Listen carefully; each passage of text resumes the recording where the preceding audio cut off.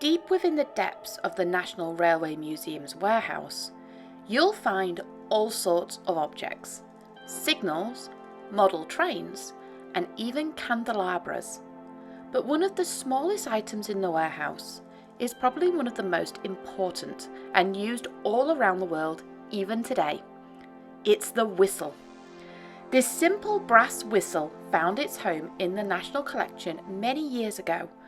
No one really knows where the whistle came from or who owned it, but it is likely handmade by the guard or station master using a piece of discarded brass and 2 brass buttons. Its use and influence, though, was enormous. So let's dive in, shall we? No one really knows when the first whistles were used on the railway, but whistles of some form have been around for thousands of years, first being carved out of wood or bone. Over time, whistles became refined and louder, and many people used to fashion whistles from whatever they had lying around. In 1870, Joseph Hudson set up a new company called Hudson & Co. in Birmingham, with a view to whistle design and manufacture. His design would be revolutionary. Most whistles of the time were similar to reed whistles and were very heavy. Hudson wanted his whistles to be heard for over a mile and began experimenting with a new type of whistle design.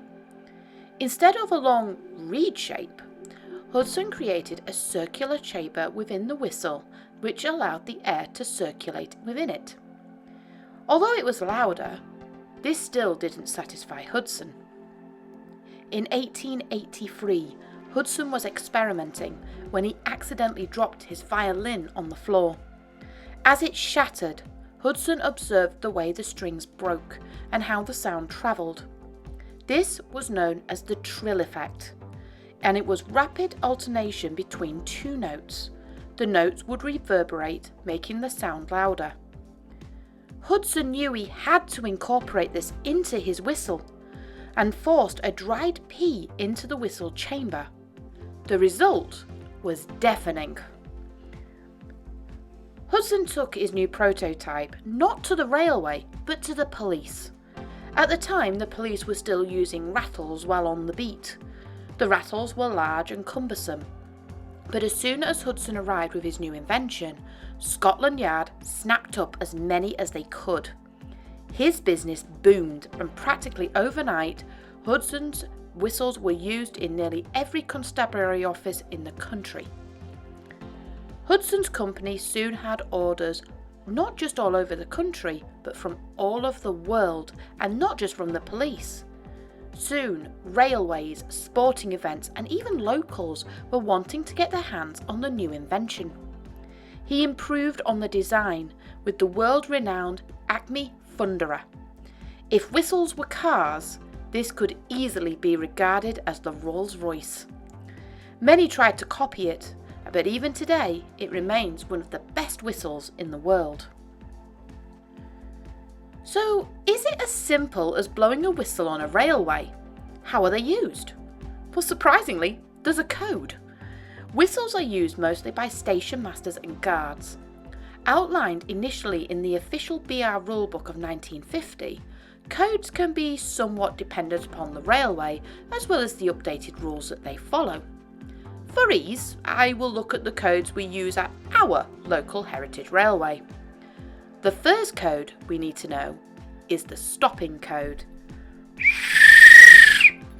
This is a long blast on the whistle, usually by the guard or station master if the train is in station or is setting off. If there's a problem, the guard will give one continuous blast on the whistle, accompanied by a red flag or a red light if it's dark. Guards also have the power to stop the train and may apply the brake either via releasing the vacuum, if the brake coach or van has a vacuum brake attached, or by applying the handbrake. Applying the handbrake, however, is not the best course of action, as this can result in wheel flats as the brake van or coach is dragged along by the engine. A single whistle can also be used by the station master to help set off. On the line I work on, the top station is on a curve and is very difficult for me to see the signal when performing my guarding duties. I rely on the station master and the dispatcher to be at the head of the train to see the signal.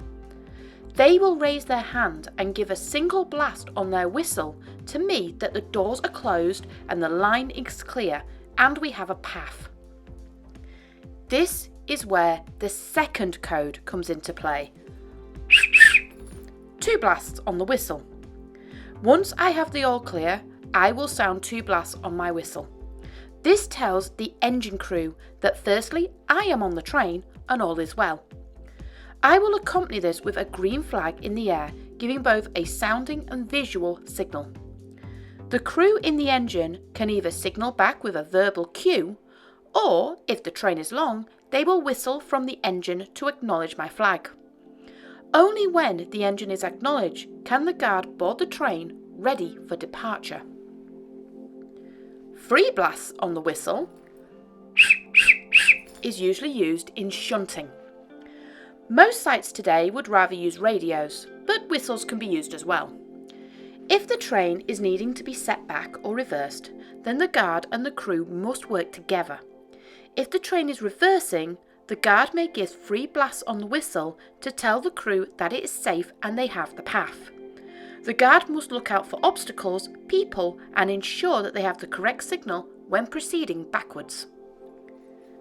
Whistles are also great in crowd control and attention grabbing, and it's not uncommon, especially on heritage lines, for families to try and board a train as the train is departing, or if they stand too close to the platform edge when the train is arriving, mostly to get that photo.